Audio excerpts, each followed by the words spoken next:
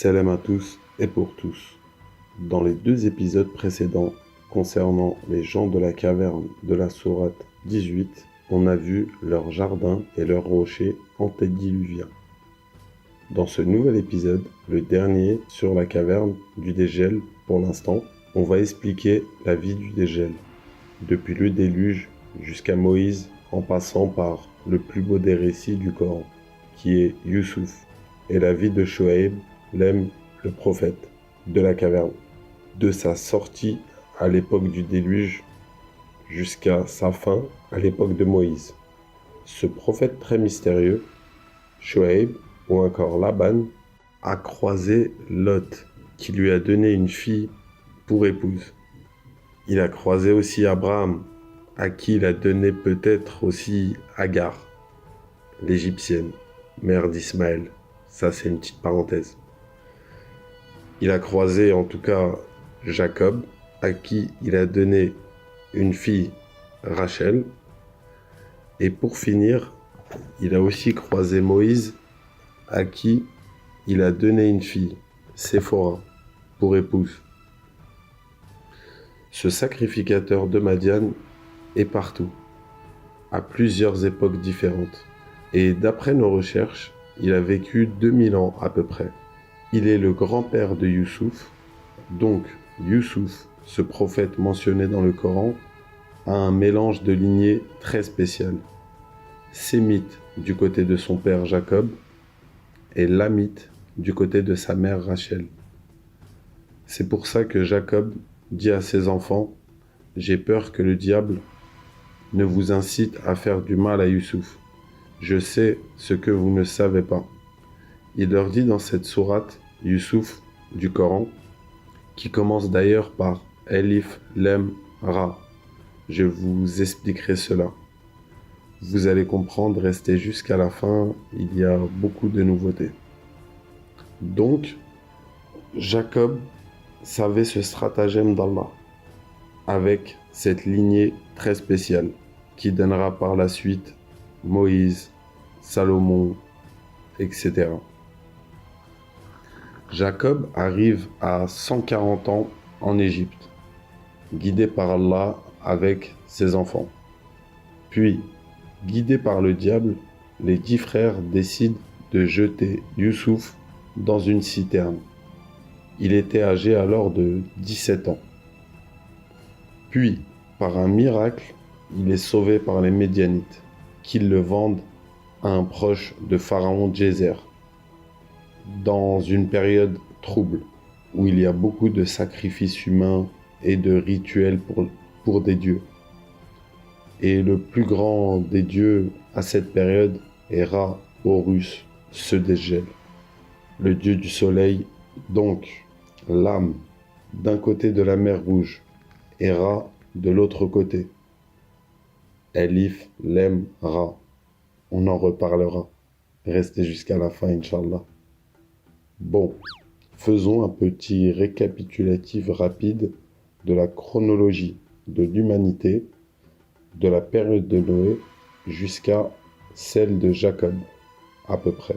Moïse, on va arriver jusqu'à là, rapidement.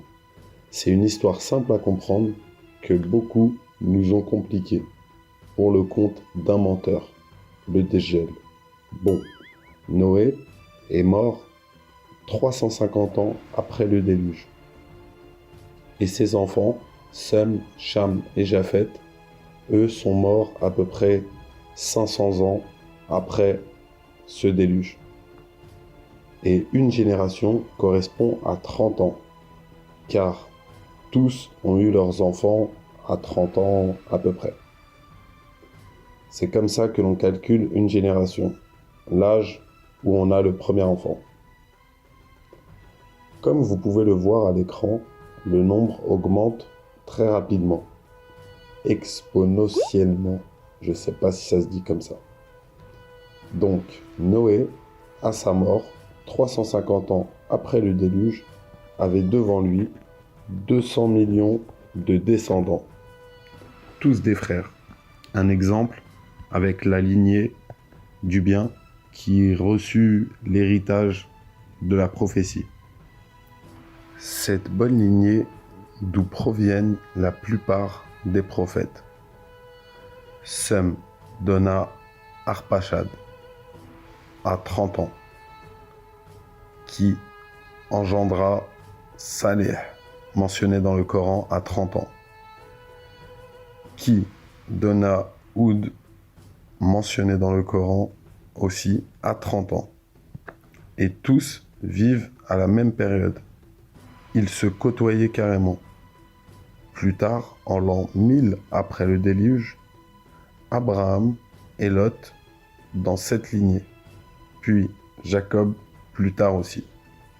Et Youssouf, Abraham ont vécu 170 ans à peu près, et Jacob aussi.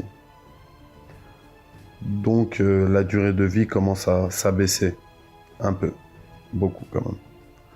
En parallèle, la lignée de Cham, la mauvaise lignée, qui eut Couche,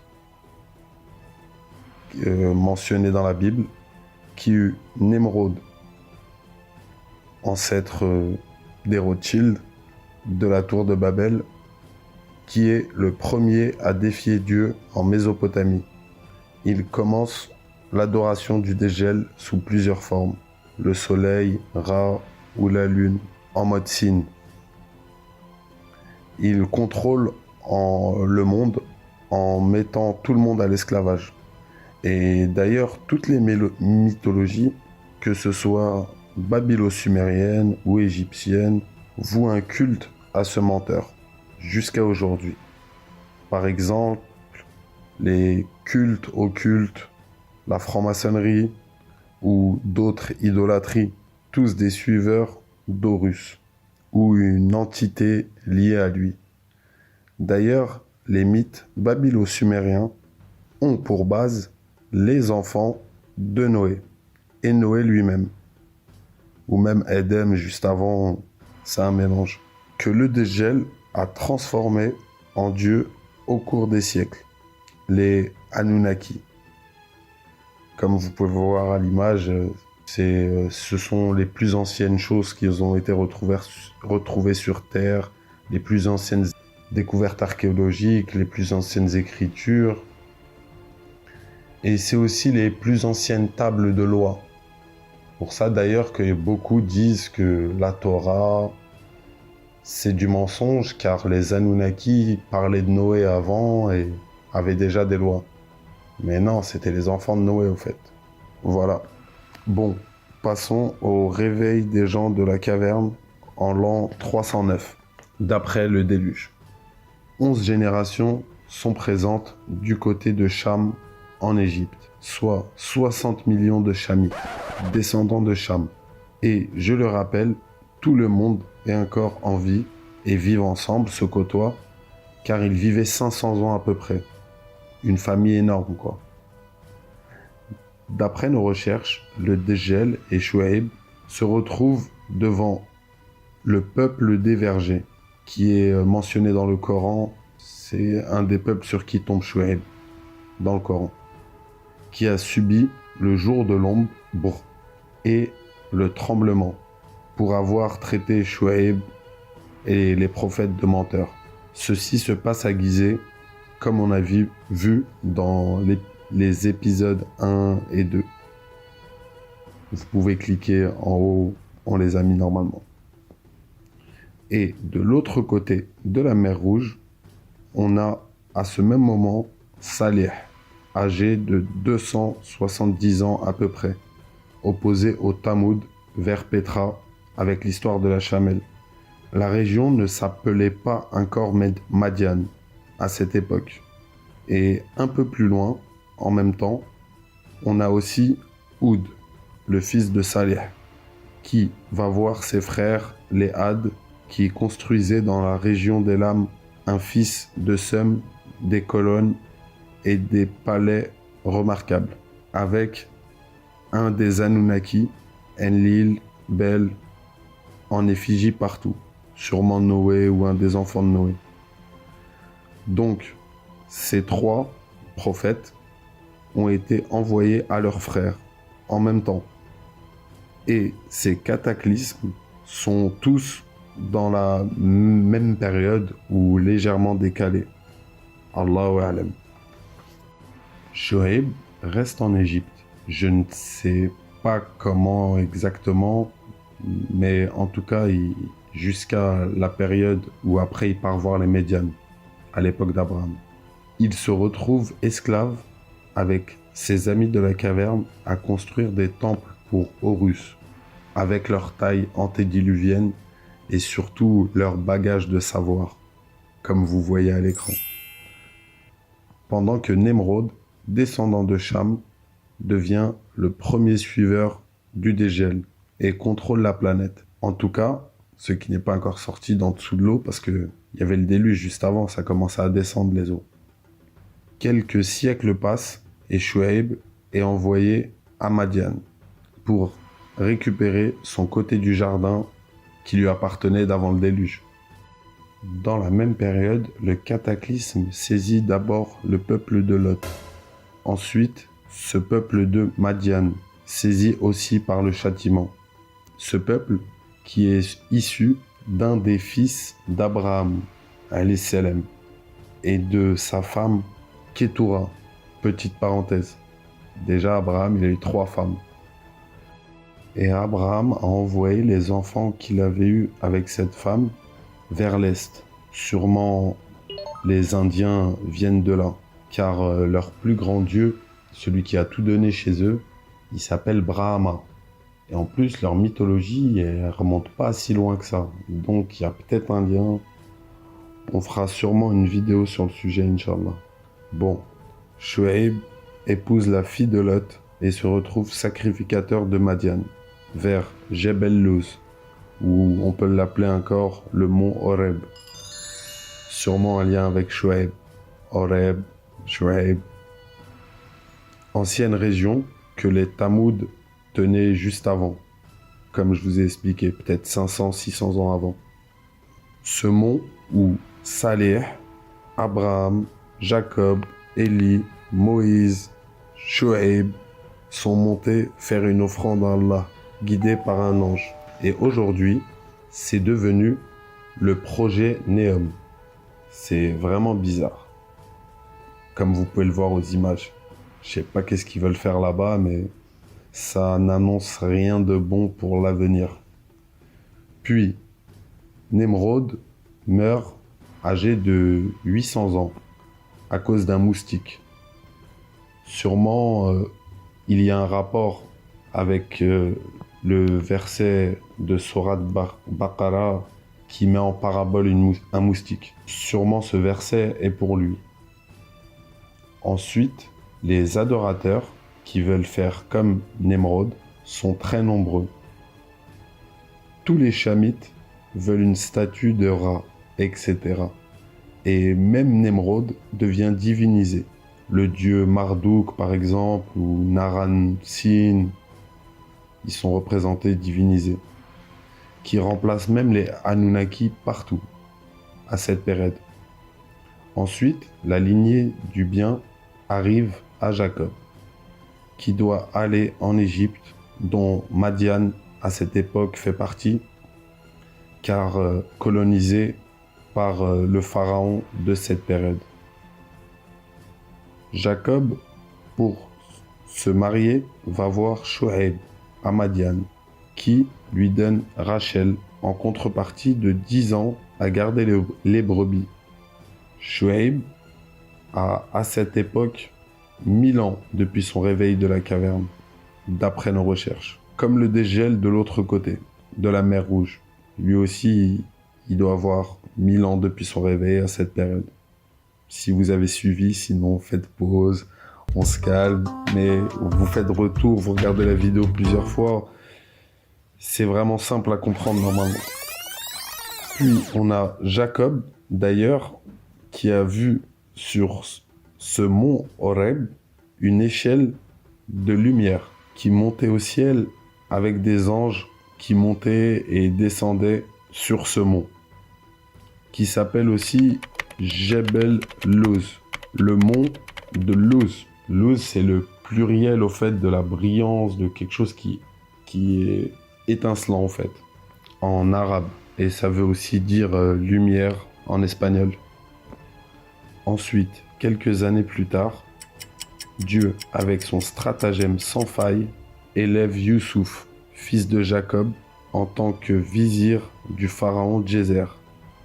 On a la stèle de la famine qui raconte comment Youssouf, ou encore Imhotep l'architecte, fils de Apou, sauve le royaume de Djéser et se retrouve à contrôler toutes choses en Basse et Haute Égypte. Youssouf instaure un Dieu unique, sans représentation possible, qui est Allah, le Dieu de ses grands-pères et le Dieu de son père Jacob. Il édifie un temple magnifique pour Dieu, le temple de Ptah à Karnak, que plusieurs pharaons ont rénové pendant plusieurs siècles, sûrement pour le bien-être de l'Égypte. Youssouf, avant sa mort, a laissé le fils de son frère Lévite s'occuper de ce temple, donc devenir sacrificateur du Dieu unique et protecteur de tous les secrets de Youssouf, médecine, architecture, astronomie, physique et j'en passe. Youssouf a été d'ailleurs enterré dans ce temple, où il s'est retrouvé adoré et divinisé jusqu'à chez les Grecs de l'époque d'Alexandre le Grand qui sont venus, et les francs-maçons aussi. Architecture, maçonnerie, sûrement un lien. Pendant 300 ans à peu près, la famille Lévite tenait ce temple. Et quand ils ont abusé, le vent a tourné et les pharaons, adorateurs du dégel, sont revenus avec force. Et ils ont mis les Juifs à l'esclavage, car ils avaient le savoir de l'architecture et sûrement de la lévitation. Lol, lévitation. Le temple arrive à fonctionner encore et devient une des plus grandes écoles de l'Égypte antique. Ensuite, l'arrivée de Moïse, adopté par Séti Ier, et qui vécut aux côtés de Ramsès II, son frère adoptif. L'autopsie de Maurice Bucaille le confirme et le Coran l'affirme. Voir l'autopsie et voir le Coran qui dit qu'il nous a laissé le corps de Pharaon comme preuve. Moïse a grandi comme un prince et il fait ses études au temple de Ptah, gardé par les Lévites, qui devient un temple où Dieu est mis de côté pour l'architecture, l'astronomie, etc. Puis Moïse tue un Égyptien et se retrouve de l'autre côté de la mer Rouge, chez Chouaib, où il y a d'ailleurs Ain Moussa, vers le mont Horeb. Et l'eau vient du mont justement. C'est bizarre. Et comme Jacob, 500 ans plus tôt, il se marie avec la fille de Chouaib, Séphora, en contrepartie de 10 ans à garder les brebis et à écouter ce sage Chouaib qui vieillit et qui atteint maintenant l'âge à peu près de 1500-1600 ans depuis son réveil de la caverne. Dans le Coran, on nous dit que ce sacrificateur de Madian laisse ses filles surveiller les brebis quand il rencontre Moïse. Donc, il était vieux. Le dégel, de l'autre côté, a le même âge, à peu près aussi un corps, si vous suivez 1500-1600 depuis son réveil. Faites une pause ou retour si vous bloquez un peu. Bon, donc, en Égypte, il y avait un homme d'une taille antédiluvienne, âgé d'à peu près 2000 ans. Il devait sûrement se cacher avec son œil arraché que lui avait arraché Seth avant le déluge. Ensuite, on a Moïse qui arrive voir Ramsès II, adorateur de ce même faux Dieu caché, qui est Kufukaf, le dieu caché dans les sous-sols de Gizeh. On va mettre quelques captures d'écran pour que vous compreniez. Parce qu'on ne peut pas rentrer dans tous les sujets non plus, ça ferait une vidéo de 15 heures. On a les Lévites qui n'ont pas cru en lui, en Moïse, en Égypte. Et leur chef s'appelait Karon. On a son histoire dans le noble Coran. Et d'après nos recherches, c'est lui qui est le sacrificateur du temple de Youssouf à Karnak. On a pareil, la même histoire dans la Torah. Le moment où il met tout son apparat, lui et ses prêtres, qui sont au nombre de 250, habillés en meilleur lin et meilleure soie, qui traitent Moïse de menteur et subissent le châtiment de Dieu, comme dans le Coran aussi. Au verset 97 de la sourate 20 du Coran, on a Moïse qui dit à Séméré qu'il aura à dire que personne le touche. Le djel, Séméré, Aman le bâtisseur sont une seule personne qui sont toujours à côté des dirigeants diaboliques, toujours dans l'ombre, et encore plus dans l'ombre depuis que Dieu a posé sur sa demeure la pyramide de Gizeh à l'époque de Moïse. Maintenant, plus personne ne peut le toucher, mais il peut toujours mentir aux dirigeants en direct de la pyramide de Gizeh. Bon, pour en finir avec cette série de 3 épisodes sur la caverne, on va approfondir sur l'histoire de Moïse, ou Moshe, le sauvé des eaux, son nom hébreu, qui est né à une époque où Séti Ier décide de tuer les enfants hébreux, une année sur 2, qui sont esclaves à cette période, une année. Aaron naît légalement et l'année d'après, Moïse doit normalement mourir. Mais la grossesse de sa mère est cachée par un ventre plat. Subhanallah. Puis, guidée par Allah, elle met le petit Moïse dans un berceau. Le Ta, une des lettres qu'on a découvert, que vous voyez à l'écran. Cette lettre a d'ailleurs le Elif de Allah comme seul voile.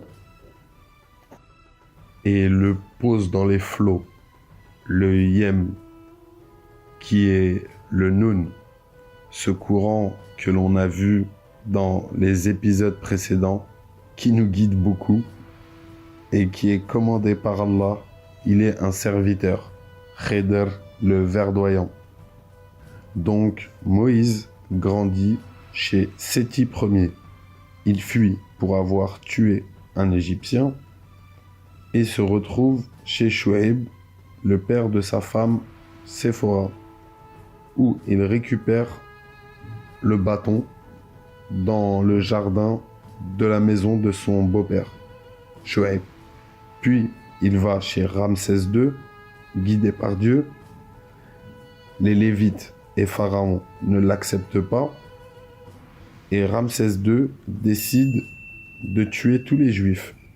Moïse fuit avec son peuple, et la mer s'ouvre d'un seul coup de bâton. Et il rejoint la région de Madian, de son beau-père, la région de Néom. Il y a vraiment des questions à se poser, vraiment. C'est vraiment une région très importante dans la Bible, dans le Coran, partout. Mais Allah alam, je ne sais pas. Mais en tout cas, le frère Yahya, il a bien fait de s'intéresser à cette région. Elle est vraiment à creuser. Bon, les Lévites, qui ne sont pas morts avec Karon, ont récupéré les trésors et les ossements de Youssouf du temple de Karnak pour les ramener avec eux à Canaan, la terre promise. Canaan, c'est un enfant de Cham qui tenait la région d'Israël et de la Palestine juste après Noé. Cette terre promise, mais pas pour les Lévites. Ni Moïse, ni Dieu, ni Josué, qui est Abdelnoun, au partage, car c'est lui qui a partagé les terres après que Moïse soit décédé, à leur rentrée d'exil. Au partage, ne leur ont rien donné des terres promises. Pas de part pour les Lévites dans la Torah. Bizarre, Bernard. Ensuite, on a Ramsès II qui meurt noyé dans le Yem. Encore une fois, le Noun. Ensuite, au pied du mont Horeb, le Séméri, avec une trace de l'envoyé, a fait un veau d'or. Peut-être la trace, l'ADN des ossements de Youssouf. C'est bizarre quand même. Ils adorent le veau et Dieu les punit.